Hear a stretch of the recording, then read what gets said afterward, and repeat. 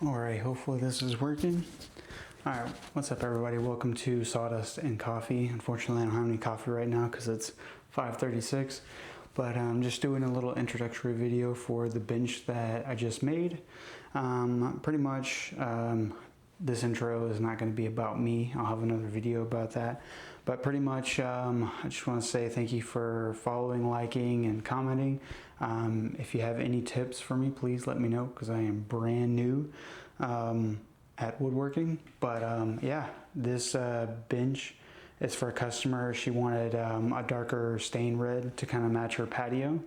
And it took me about, I think, 8 to 9 hours because I'm still learning on how to do everything. But hopefully you enjoy the time lapse. Let me know what you want to see in the future. And I hope you guys have a wonderful rest of your day. And thank you.